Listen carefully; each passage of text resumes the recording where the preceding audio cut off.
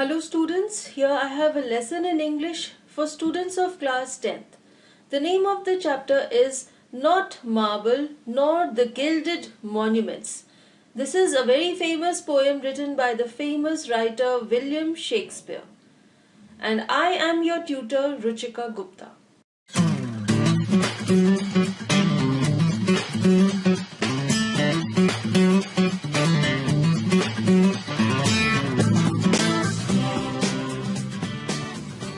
So let us see what we'll cover in this video. Here we'll read the poem and I'll explain it to you, and then we'll discuss the important literary devices that have been used in this poem. So let us begin with the chapter, the poem and explanation of Not Marble Nor the Gilded Monuments. Not marble nor the gilded monuments of princes shall outlive this powerful rhyme, but you shall shine more bright in these contents than unswept stone besmeared with sluttish time. Before the explanation, let us see the difficult words. First of all, gilded means covered thinly with gold.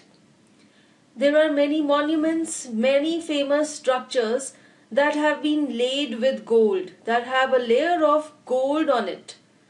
Here, gilded refers to that. The next word is contents. Contents means this particular poetry. Unswept stone. Unswept stone means the dirty statues made of stone. When they are not kept clean, they are not tidy, with the passage of time, they become dirty. The next word is besmeared. Besmeared means dirtied with. The poet wants to say that the stone statues have been dirtied with something. The next word is sluttish time. Sluttish time here means the adjective of sluttish has been given to time. What does the adjective of sluttish mean? Slut is an immoral person.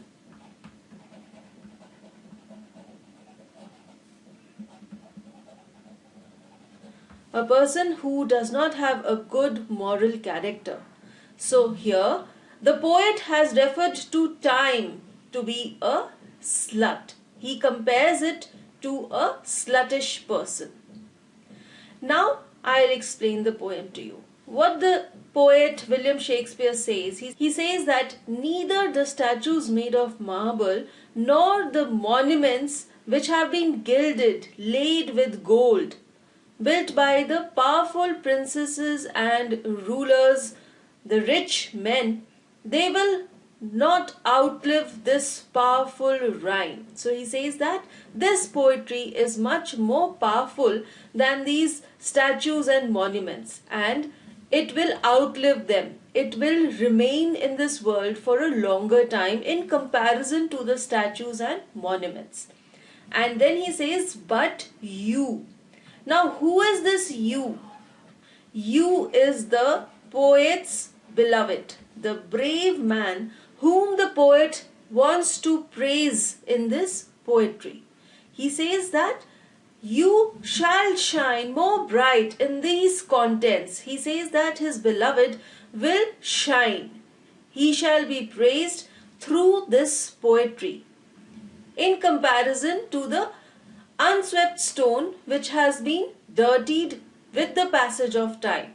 So he says that all the huge statues and monuments which have been built with stone, they turn into ruins. They get destroyed with the passage of time. And that is why he says that time is immoral. He says that time is dirty, time is bad. He gives it a negative quality because with the passage of time, the statues and monuments built of stone turn into ruins. They get destroyed. And that is why Shakespeare says that time is sluttish. It is immoral. It is bad. Now let us again summarize this stanza. In this stanza, Shakespeare says that neither the statues made of marble nor the monuments which have been laid with gold shall outlive this rhyme, shall live longer than this powerful poetry. And through this powerful poetry, Shakespeare's beloved shall remain alive in this world for immemorial time. And he says that the stone statues and monuments become dirty, turn into ruins with the passage of the immoral time, the bad times, which ruins these beautiful statues and monuments and converts them into ruins. Now we move ahead to the next stanza. When wasteful war shall statues overturn, and broils root out the work of masonry, nor Mars his sword, nor war's quick fire shall burn the living record of your memory. Again we'll see the meanings first. Here broils means wars and fights. Work of masonry refers to the monuments and statues that had been constructed by the masons. So work of masonry refers to the huge monuments and statues. The next word is quick fire. Quick fire means the intense fire of the wars, the destructive fire. The living record of your memory refers to this piece of poetry. Now here, the next cause of destruction of the statues and monuments is war. Shakespeare says that wars are wasteful, they are useless because they lead to destruction.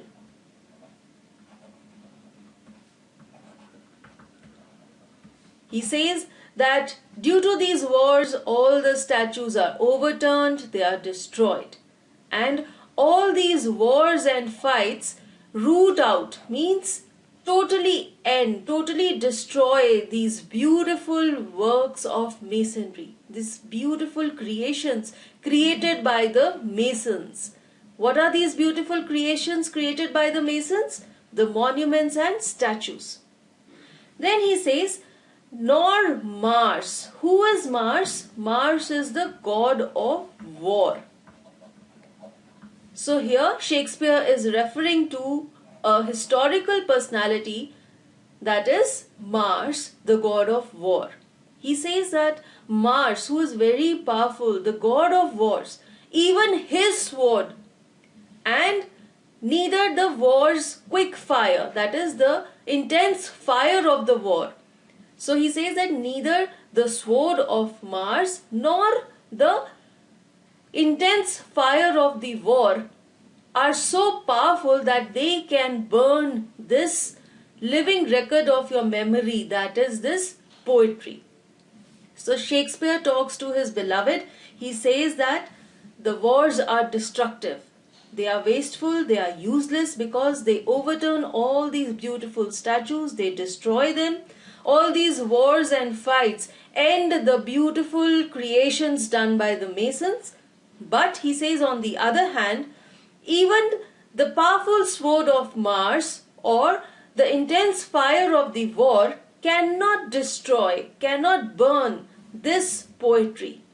So he says that through this poetry, his beloved shall be praised and his praise shall be read for generations to come. So that is the power of this poetry that Shakespeare wants to refer to. Now we move ahead to the next stanza.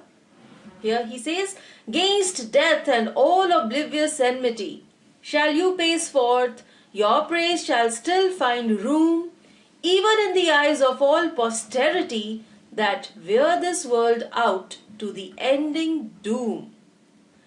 Again the difficult words first. Gainst over here means against. The next word is oblivious enmity. Oblivious enmity means the undisclosed enemies about whom you do not know. The next word is shall still find room. That means shall be praised. He wants to say that his beloved shall be praised. The next word is posterity. Posterity means the future generations, the generations to come. Wear this world out to the ending doom. This means that it will remain in the world till the end of the world.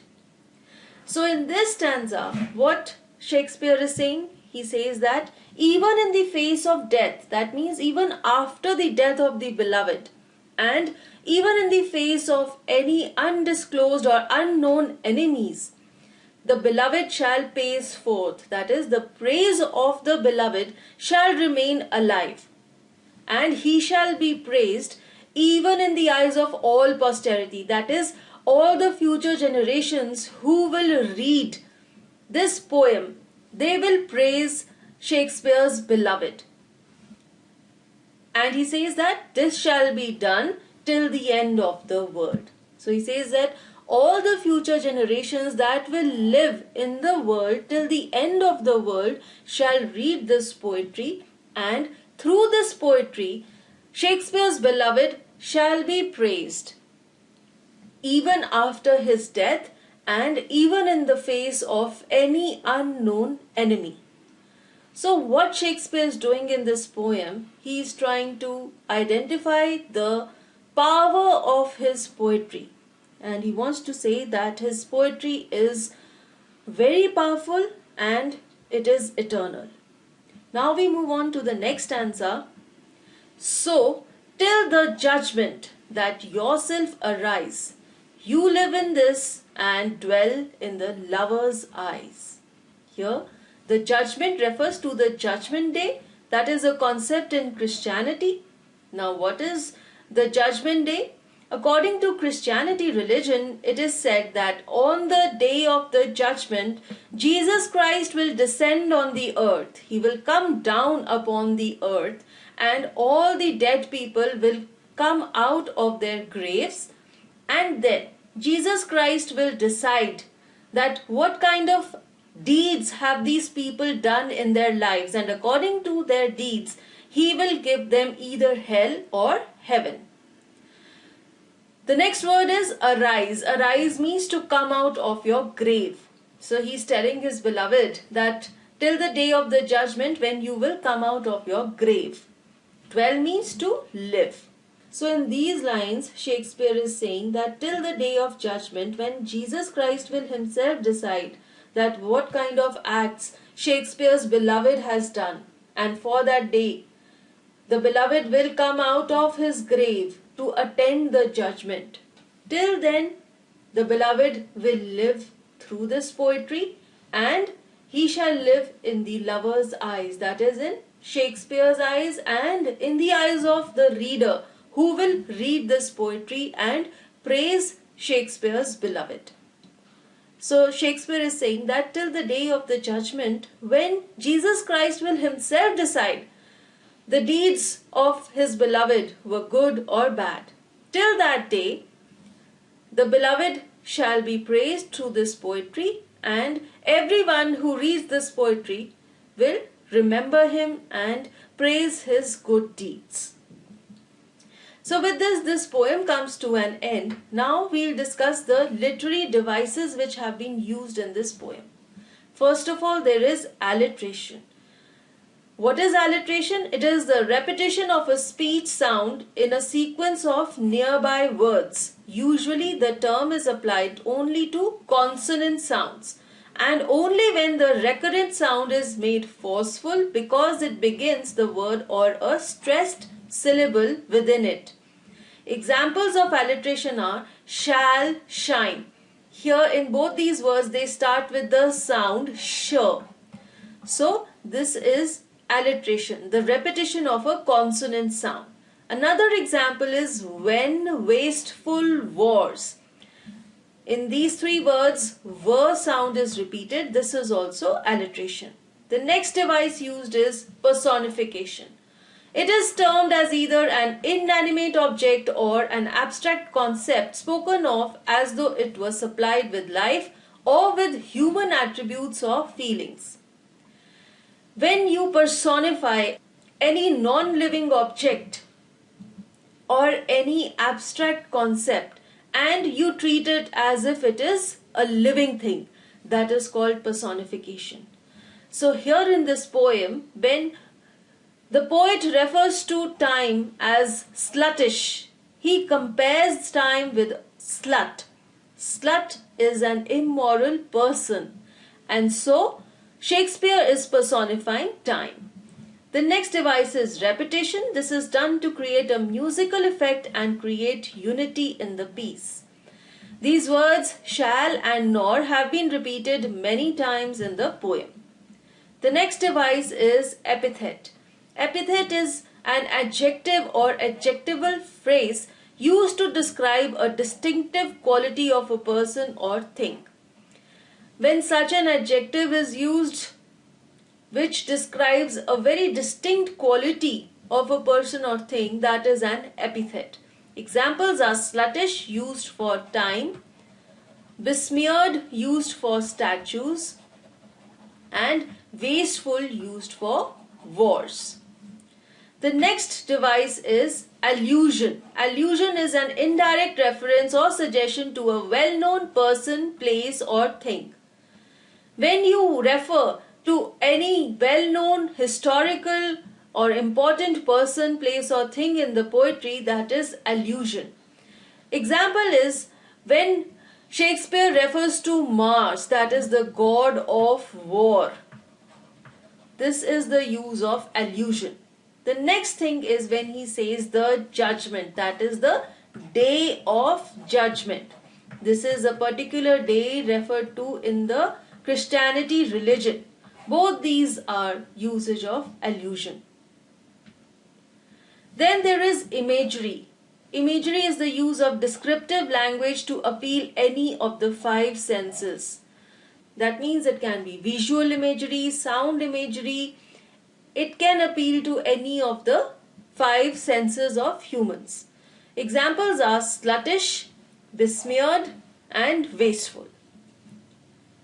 So with this we come to an end. If you want to see the background of this poem and the summary that have been discussed in another video, the link is given in the description box. Thank you.